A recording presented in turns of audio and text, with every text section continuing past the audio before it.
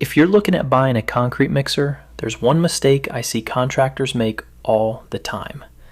They start by comparing prices. Think if it can reliably make the concrete you need in the quantity you need without causing problems 6 months from now. So before you invest, ask yourself 4 simple questions. What type of concrete are you producing? How much concrete do you need per hour? Do you need a stationary or mobile operation? What will the mixer cost to run long term? Because once a mixer is installed, replacing it isn't a simple decision. It's expensive and disruptive. You can contact experts at Batchcrete to save yourself from making the wrong choice. Let's go through all the major questions you must ask yourself before you move forward. 1. What type of concrete are you producing? Most contractors think choosing a concrete mixer starts with capacity. That usually leads to the wrong decision. The real issue is mismatching the mixer to the concrete type. Ready mix, precast, and high-strength mixes all require different mixing action. If the mixer doesn't match the material, you get inconsistency, waste, and slower cycles. At Batchcrete, we match mixers to the application first. Twin shaft mixers for high-volume production. Planetary cement mixers for precast precision. Pan mixers for specialized work. That's how we build reliable concrete mixing solutions that actually suit the job. 2. How much concrete do you need per hour? If you're buying a concrete mixer, don't size it for today's workload.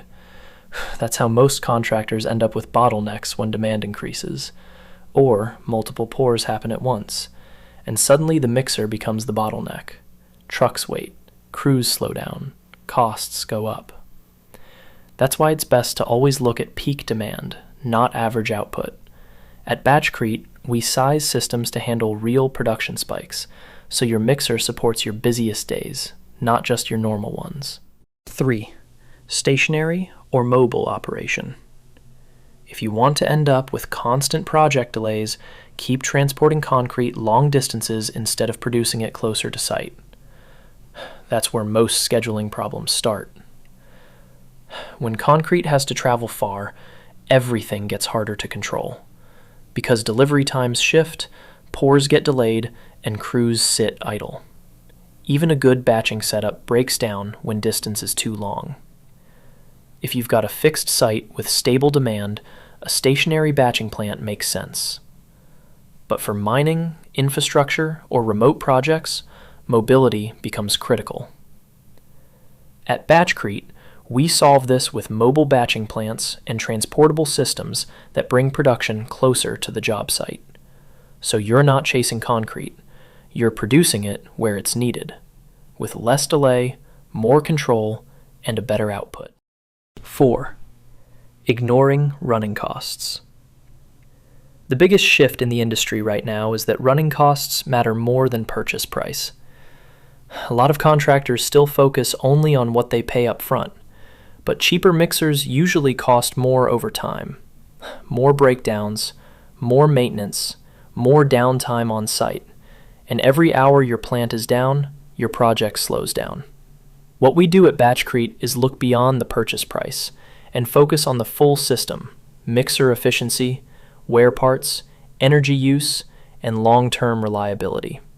Because the real cost isn't what you buy it for, it's what it costs you every month to keep it running.